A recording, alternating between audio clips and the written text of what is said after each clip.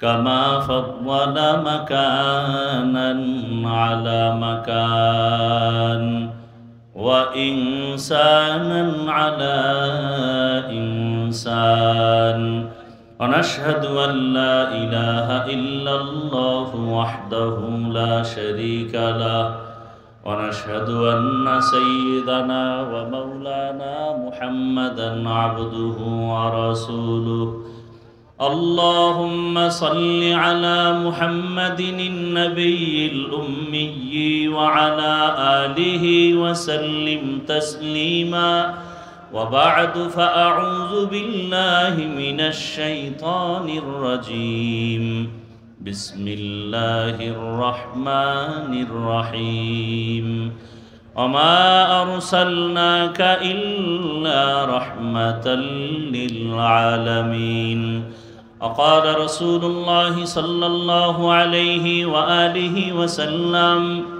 من يرد الله به خيرا يفقهه في الدين أو كما قال النبي عليه الصلاة والسلام صدق الله مولانا العظيم وصدق رسوله النبي الأمي الكريم ونحن على ذلك من الشاهدين والشاكرين والذاكرين والحمد لله رب العالمين سبحانك لا علم لنا إلا ما علمتنا إنك أنت العليم الحكيم رب اشرح لي صدري ويسر لي أمري واحلل عقدة من لساني يفقه قولي مومن جو فدا نقش کفے پائے نبی ہو مومن جو فدا نقش کفے پائے نبی ہو زیر قدم آج بھی عالم کا خزینہ ہو زیر قدم آج بھی عالم کا خزینہ گر سنت نبوی کی کرے پیروی امت گر سنت نبوی کی کرے پیروی امت طوفان سے نکل جائے گا پھر اس کا سفینہ طوفان سے نکل جائے گا پھر اس کا سفینہ عاشق ہو برادر شہنشاہ دو عالم عاشق ہو برادر شہنشاہ دو عالم مشکوں سے زیادہ مبارک جس کا پسینہ مشکوں سے زیادہ مبارک جس کا پسینہ এই বক্সের সাউন্ড বাড়াও স্টেজের সাউন্ড বাড়াও আল কারিম ফাউন্ডেশন রৌমারী কর্তৃক আয়োজিত ঐতিহাসিক ওয়াজ মাহফিল পহেলা মে 2025 মহতি এ মাহফিলে উপস্থিত মুহতারাম সম্মানিত সভাপতি প্রধান অতিথি বিশেষ অতিথিবৃন্দ হযরত উলামায়ে কেরাম অত্র অঞ্চলের বিভিন্ন স্থান থেকে আগত আল্লাহ পাকের আশিকিন জাকিরিন শাকিরিন মুহিব্বিন মুরব্বিয়ান এজাম কলিজার টুকরা আমার সমবয়সী যুবক বন্ধুগণ স্নেহের ছোট ভাই পর্দার আড়ালে মা বোনেরা আল্লাহ পাকের দরবারে শুকর যে আল্লাহ আমাদেরকে সুস্থ রেখেছেন আলহামদুলিল্লাহ হাজারো লাখো মানুষের মধ্য থেকে বাছাই করে পৃথিবীর শ্রেষ্ঠ মজলিস বেহেশতের বাগান উলামায়ে কেরামের মজলিসে আমাদেরকে আসা বসার তৌফিক দান করেছেন আর একবার শুকর আদায় করি আলহামদুলিল্লাহ আজকে বয়ান করার জন্য আসি নাই শুধু দেখা করার জন্য আসছি অনিশ্চিত আশাটা খুবই অনিশ্চিত ছিল হেলিকপ্টারে যত প্রোগ্রাম এযাবত করেছি আজকের মতো কঠিন তুফানের মধ্য থেকে আমি কোনোদিন এরকম রিস্ক নিয়ে প্রোগ্রাম করি নাই অন্য ক্যাপ্টেন হলে বলতো যে ফিরে যাই কারণ হেলিকপ্টার শুকনা পাতার মতো হালকা বাতাসে বাড়ি দিলে শেষ তো ক্যাপ্টেন খুব মজবুত আলহামদুলিল্লাহ অনেক তুফান ছিল শেরপুর জামালপুরের ওই অঞ্চল ঢাকার এয়ারপোর্টে তো বৃষ্টি চলছে প্রায় 2টা পর্যন্ত। তো যাই হোক, আপনারা মনে করবেন ধোঁকা দিয়েছে, এটার থেকে তো অন্তত রেহাই পেলাম। আমাকে টাইম দেওয়া হয়েছে হেলিকপ্টার পক্ষ থেকে 10 মিনিট থেকে 15 মিনিট কথা বলা, তো এখানে এসে আবার 5 মিনিট বসে রইলাম। তো আমি আসলেই আসতে পেরেছি।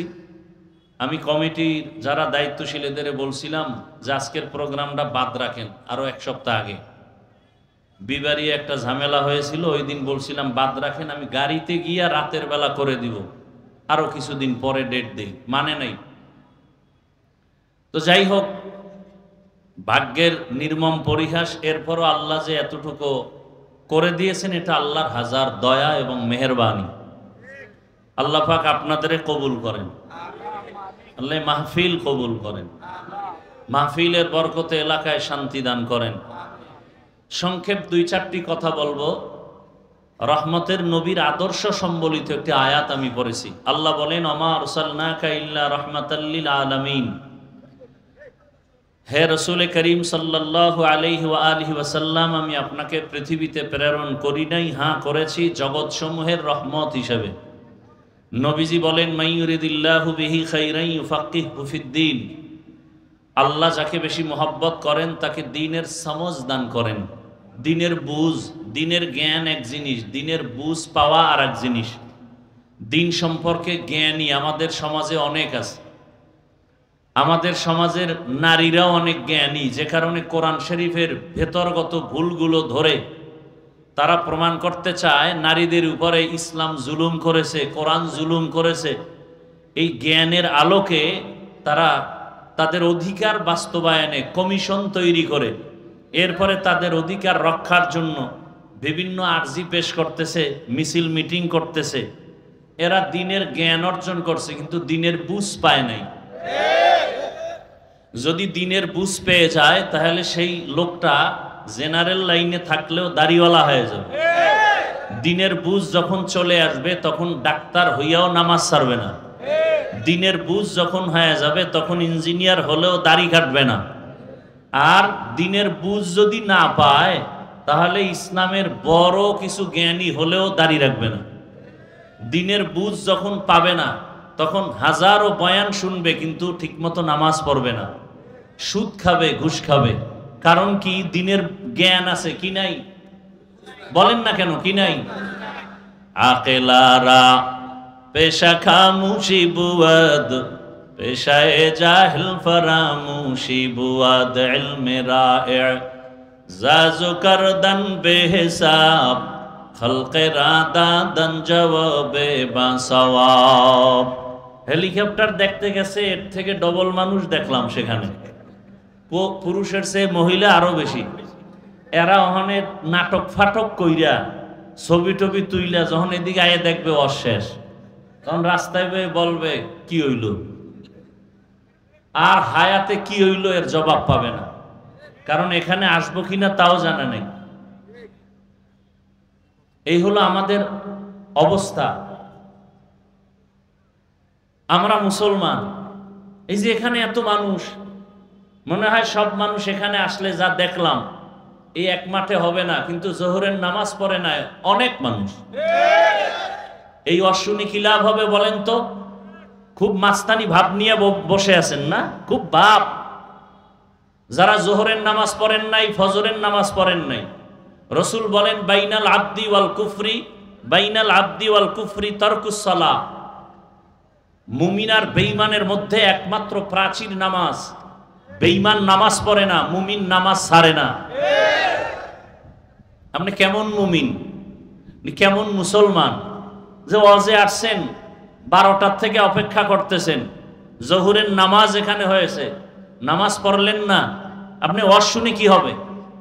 আপনি তো আমার থেকে বয়ান আরো বেশি জানেন, আমাদের থেকে বেশি না জানলে আমাদের ভুল ধরেন কিভাবে? এরকম বেয়াদব আছে না নাই? আউযুবিল্লাহ পারে না, আলেমের ভুল ধরে। এই যারা আলেমের ভুল ধরে এরা সবগুলো বেয়াদব। এরা মা বাবার অভিশপ্ত সন্তান, একটাও মা বাবার ভালো সন্তান না। আল্লাহ হেদায়াত দান করুন। রহমতের নবী দুনিয়াতে আসলেন কোন জায়গায় আসছেন জানা থাকলে বলেন তো? কোথায়? কোথায়? মক্কা নগরীতে। এমন এক সময় আসছেন যেই সময় মক্কার মানুষ পৃথিবীর নিকৃষ্ট চরিত্রহীন লম্পট। মক্কার মানুষের মতো চরিত্রহীন পৃথিবীতে কেউ ছিল না। সেই মানুষগুলোর কাছে আল্লাহ রসুলকে পাঠাইলেন। পৃথিবীর শ্রেষ্ঠ অসুস্থ রোগীদের সামনে শ্রেষ্ঠ ডাক্তার হিসাবে আমার রসুলকে আল্লাহ পাঠালেন রহমত করে। রসুল আসলেন, রহমতের বাতাস শুরু হয়ে গেল। কেমন এক অবস্থা!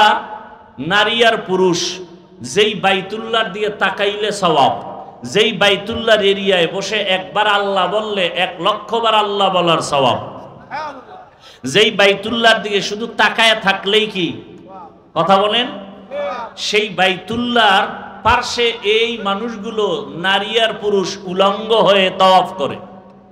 কতটা খারাপ! কোন পশু জবে করলে রক্তগুলো দেওয়ালে মাখে বাইতুল্লাহ। এবং কন্যা নারী এদের পছন্দ করে না মক্কার প্রতিটি মানুষ। কারো ঘরে মেয়ে জন্ম হলে লজ্জায় মুখ ঢেকে রাখে বাবা, সমাজে মুখ উঁচু করে না। ঠিক সেই সময় রহমতের নবী এসে কিয়ামত পর্যন্ত নারীদের সম্মান বজায় রাখার পদ্ধতি আর নীতিমালা তৈরি করে দিলেন। এমন নীতিমালা কিয়ামত পর্যন্ত পৃথিবীর কোন ধর্মে এই নীতিমালা প্রণয়ন করতে পারে নাই। ইসলামের নবী যে নীতিমালা দিয়েছেন, এই নীতিমালা মানলে নারীর সম্মান, না মানলে নারীর অপমান। এই কথা যারা বুঝে না, ওই যে বললাম বুঝ নাই, এরা বলে নারীর ইসলাম সম্মান দেয়নি। যারা বলে ইসলাম নারীর সম্মান অধিকার দেয়নি, এরা এই যুগের চরিত্রহীন লম্পট। এদের মতো চরিত্রহীন লম্পট পৃথিবীতে কোথাও থাকতে পারে না। মক্কার মানুষ মহিলা পছন্দ করে না, নারীদের পছন্দ করে না, কন্যা পছন্দ করে না। অথচ রহমতের নবী কেমন নবী, যে নবীকে দেখলেই জাহান্নামের আগুন হারাম, যে নবীকে দেখার জন্য জঙ্গলের প্রাণীরা পরো পাগল হয়ে আছে। কেমন মায়ার নবী, রহমতের নবী আমার। যেই রহমতের নবী জমিনে আসলেন, যার কোনো তুলনা নাই, এমন একজন নবী। সর্বসাইডে নবী শ্রেষ্ঠ। মেধার বেলায়, জ্ঞানের বেলায়, এলেমের বেলায়, চেহারা, গঠন প্রণালী, শারীরিক শক্তি, জৈবিক শক্তি, যার কোনো তুলনা নাই। এমন এক রহমতের নবী। যখন তার বয়স 25 বছর, তখন তার যৌবনটা কেমন! এক তো শ্রেষ্ঠ নবী, আবার 25 বছরের বয়স। সেই সময় আল্লাহ পাকের আইন হয়ে গেল, নবী বিবাহ করবেন। কুমারী কোনো নারী আসলো না, ভরা যৌবনে নবী এমন একজন নারীকে বিবাহ করেছেন। 2 জন স্বামী বিদায়ের পরে তৃতীয় স্বামী হিসাবে রহমতের নবীকে চয়ন করেছেন। 2 জন স্বামী অতিবাহিত করনেওয়ালা একজন নারী, নাম কি? খাদিজা রাদিয়াল্লাহু তাআলা আনহা। 2 এর অধিক তার সন্তান, আবার বয়সটাও তো অনেক উপরে। রহমতের নবীর বয়স 25, আম্মাজান খাদিজা রাদিয়াল্লাহু আনহার বয়স হলো 40। সারা দুনিয়ার মানুষকে জানায় দিলেন, এই চরিত্রহীন দুনিয়ার ধান্দাবাজার চান্দাবাজেরা শুনে রাখ, ইসলাম ছাড়া নারীর অধিকার জমিনে কেউ দেয় নাই। ইমামুল আউয়ালিন আল আখিরিন বহরে সাদকা রাহমাতাল লিল আলামিন সাইয়্যিদুল কাউনাইন খাতমুল মুরসালিন আখির আমদ বুদে ফখরুল আউয়ালিন। বিধবা নারীদের আরবের মানুষ পছন্দ করে না, সমাজের অবহেলিত হিসাবে ফেলে দেয়। কিন্তু রহমতের নবী জীবনের প্রথম ভরা যৌবনের ভেতরে কুমারী নারী না, 2 জন স্বামী বিদায়ের পরে তৃতীয় স্বামী হলেন রহমতের নবী, তাও নবীর বয়স 25, আম্মাজানের বয়স হলো 40। আবার ওদিকে 2 সন্তানের অধিক আম্মাজান নিলেন। নবীর বিবাহ করিয়া দুনিয়ার মধ্যে নারীদের সম্মান উঁচু রাখলেন। এবার আসেন, নবীর জীবদ্দশায় একটা ছেলেও আল্লাহ জিন্দা রাখেন নাই। আমার নবী বলেন, এই আরবের বেঈমানেরা কন্যাদের পছন্দ করো না, আমি নবী আল্লাহ আমাকে দেখায় দিলেন আমার একটা ছেলে নাই, আমি রহমতের নবীর 4 কন্যার বাবা। আমি নবী বললেন, মেয়েদের যারা অপছন্দ করো, কন্যাদের অপছন্দ করো, আমি বিশ্ব নবী রহমতের নবী 4 কন্যার বাবা হয়ে বুঝায় গেলাম। যারা একটা কন্যা পাবি, আমি নবী ঘোষণা দিলাম তুমি একটা জান্নাতের মালিক হয়ে যাবে। যেই মা বাবা 2টা কন্যা সন্তান পাইবা, 2টা জান্নাতের মালিক। যেই মা বাবা 3টা কন্যা সন্তান পাইবা, 3টা জান্নাতের মালিক হয়ে যাইবা। রহমতের নবী, আরবের বেঈমানেরা ঘুরে আর কয় মুহাম্মদের নির্বংশ জীবন, কারণ মুহাম্মদের ছেলে নাই, মরে গেলে বংশ রক্ষা করার কেউ নাই। কিন্তু আমার আল্লাহ আজও পর্যন্ত রহমতের নবীর সুনাম বজায় রাখছেন, ছেলে দিয়া না, কন্যার মাধ্যমে। ওলামায়ে কেরাম সব এক প্ল্যাটফর্মে আসতেছে। গতকাল ঢাকাতে আপনারা দেখেছেন, শরমনের হযরত পীর সাহেব হুজুর দামাত বারাকাতুহুম, ইসলামী আন্দোলন, খেলাফত আন্দোলন, খেলাফত মজলিস, জামাত ইসলামী সব মাস্তানি যাই করেন, মাইর খাওয়ার ভয় থাকলে এখনো সুযোগ আছে, ওলামায়ে কেরামদের এক প্ল্যাটফর্মে আনার চেষ্টা করেন। যারা ফেসবুকে আলেমদের বিরুদ্ধে লেখালেখি করেন, আপনার রক্ত সমস্যা নাকি আল্লাহ ভালো জানে, এদেরকে চিহ্নিত করেন। শুরুতে বলছি, আবারও বলে গেলাম, এরা মা বাবার ভালো সন্তান না। ওলামায়ে কেরাম এক না হওয়া পর্যন্ত এ জমিনে শান্তি আসবে না। আপনি মনে করেন না বাংলাদেশ বুঝি জান্নাত হয়ে গেছে। এই যে একটু আগে বললাম, নামাজ পড়েন না, দাড়ি রাখেন না, সুদের টাকায় ব্যবসা করেন, আপনি কিসের মুসলমান? এই মুসলমানই তো আল্লাহর কাছে কবুল হবে না। ফিলিস্তিনের থেকে আরো কঠিন পরিণতি হবে এই জমিনের। বাংলাদেশ এটা গোনার বাইরে, টোকা দিলে হুশও থাকবে না। আপনাদের আমাদের ইমানের হালাত কি? টাকা দিলে শেষ।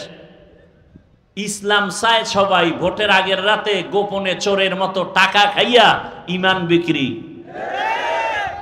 এই ইমান দিয়া ইসলাম এত সোজা। তবে একটা কথা মনে রাখবেন, পারলে লিখে রাখবেন, সুদখোর, ঘুষখোর, বেনামাজি রসুলের দুশ্মনের দ্বারা এ জমিনে কোনোদিন ইসলাম হবে না। অতএব কোন সুদখোর যদি, ঘুষখোর যদি বলে আমি ইসলাম চাই, ধোঁকাবাজ, মিথ্যা কথা। কোন বেনামাজি সুদখোরের হাতে আল্লাহ ইসলামের পতাকা দিবেন না, কখনো দিবেন না। ইসলামের দুশ্মন, রসুলের সুন্নাত জবাই যারা করে, এদের দ্বারা কোনোদিন জমিন ইসলাম হবে না। অতএব ইসলাম চাইলে ওলামায়ে কেরামের পথ ছাড়া ভিন্ন কোনো পথ নাই। অতএব ওলামায়ে কেরামদের ময়দানে এখনো সময় আছে, হাতে হাত মিলায় সব ভেদাভেদ ভুলে যান। আল্লাহ সবাইকে তৌফিক দান করেন। তাহলে ইসলাম ছাড়া নারীর মর্যাদা আর কেউ। রহমতের নবী কয় কন্যার বাবা? জোরে বলেন। 4 কন্যার বাবা নবী। রহমতের নবী 4 কন্যার বাবা, এবং জমিনের মধ্যে কন্যাদের জন্য সুসংবাদ দিয়ে গেলেন, এরে আল্লাহর বান্দা, কিয়ামতের ময়দানে এই নারীদের এত সম্মান হাসরের দিনও হবে। কোটি কোটি কোটি কোটি মানুষের মাঝে আল্লাহ যদি প্রশ্ন করে বসেন, পৃথিবীর আমার একজন প্রিয় বন্ধু হাবিব রহমতের নবীর হাতে কালেমা পড়নেওয়ালা প্রথম ব্যক্তিকে দাঁড়াও, আমি কোটি মানুষের সামনে পুরস্কার দিব। আল্লাহ পাক যখন বলবেন, হাসরের ময়দানে একজন পুরুষও দাঁড়াতে পারবে না, একজন নারী, মহিয়সী নারী দাঁড়ায় বলবেন, হে আল্লাহ, তোমার হাবিবের হাতে প্রথম কালেমা পড়নেওয়ালা আমি একজন নারী, খাদিজা রাসূলের স্ত্রী। আল্লাহ যদি বলেন হাসরের ময়দানে আমার দ্বীনের পতাকা উড্ডীন করার জন্য কে শাহাদাতের দরজা দিয়া জান্নাতের পথে ঢুকে গেছো, জান্নাতে সহজে পৌঁছার যত রাস্তা আছে, জান্নাতে বিনা হিসেবে যাওয়ার একটা মাধ্যম হলো সর্বোৎকৃষ্ট শাহাদাতের পথ। আল্লাহ যদি বলেন একজন পুরুষও দাঁড়াতে পারবে না হাসরের মাঠে, একজন নারী দাঁড়ায় বলবেন হে আল্লাহ দ্বীনের জন্য, ইসলামের জন্য প্রথম আমি শাহাদাতের মর্যাদা নিয়া জীবনে কল্লা দিয়েছি, রক্ত দিয়েছি, আমি একজন পুরুষ না একজন নারী। সুমাইয়া রাদিয়াল্লাহু আনহা। এইভাবে নারীর অধিকারের বয়ান সারা দিন করলেও শেষ করা যাবে না। এজন্য এক কথায় বলে দিলাম, যারা বলে ইসলাম নারীর অধিকার দেয়নি এরা চরিত্রহীন লম্পট। পৃথিবীর কোন ধর্মে নারীর সম্মান দেয়নি। হিন্দুদের ধর্মে নারীর উপরে জুলুম, খ্রিস্টান ধর্মে নারীর উপরে জুলুম, ইহুদি ধর্মে নারীর উপরে জুলুম। একমাত্র ইসলাম নারীকে শুধু ইনসাফ করে নাই, ইহসান করেছে। ওয়ামা আরসালনাকা ইল্লা রাহমাতাল লিল আলামিন। ও রৌমারীর মুসলমান, পর্দার আড়ালের মা বোনেরা, আপনাদের মর্যাদা দিয়েছেন আমার আল্লাহ। আর আপনাদের এত মর্যাদা, জমিনের মধ্যে আপনাদের কারণে সব নবী আসছেন, আপনাদের কারণে ভালো ভালো সন্তান আসছে। হাফেজে কোরআনের মা আপনারা, আলেমের মা, নবীদের মা, সাহাবায়ে কেরামদের মা। এখনো তওবা করে নেন, আল্লাহর মোহাব্বত নিয়ে নিজের মর্যাদা ধরে রেখে যদি কবরে যান আপনারা মরিয়াও অমর হয়ে যাবেন। যারা চরিত্রবান হইয়া জমিন থেকে বিদায় নিয়েছেন তাদের নাম মানুষ সুনামের সাথে স্মরণ করে। ও আমার যুবক বাবারা, বৃদ্ধ বাবাজিরা, জীবনে তো তামাশা কম করলেন না যৌবনের কারণে। আজকে থেকে তওবা করেন, আর নামাজ ছাড়বেন না, বেপরদায় চলবেন না, মা বাবাকে কষ্ট দিবেন না। জাহান্নামের ভয় আল্লাহর মোহাব্বতে, আল্লাহর ওলিদের পরামর্শ নিয়া, আল্লাহর মোহাব্বত নিয়া 5 বেলার নামাজ পড়বেন। স্কুলে পড়েন, কলেজে পড়েন, চাকরি করেন, ব্যবসা করেন, বাধা নাই। তবে অনুরোধ আল্লাহর মোহাব্বত নিয়ে চলবেন। আপনার মতো জেনারেল লাইনে বহু আল্লাহর বান্দা 5 ওয়াক্ত নামাজি, স্কুলে কলেজে পড়িয়াও নামাজ পড়ে নাই, আছে? আর কোনো ওয়াজের দরকার নাই। স্কুলে পড়ুয়া যদি নামাজ পড়ে, বিবেক দিছে আল্লাহ মানুষকে, বলেন আপনি পারেন না কেন? আপনার কপাল পুড়ে গেছে। আপনার মতো যুবক, RAB, army, police, BDR, doctor, professor, engineer 5 ওয়াক্ত নামাজি আছে না নাই? আপনি কেন পারবেন না? এখন থেকে তওবা করে নেন, আর নামাজ ছাড়বেন না। মনেরে বুঝাইয়া তওবা করেন। আল্লাহর কোরআন সত্য, রসুলের কথা সত্য, একটা কথাও মিথ্যা নাই।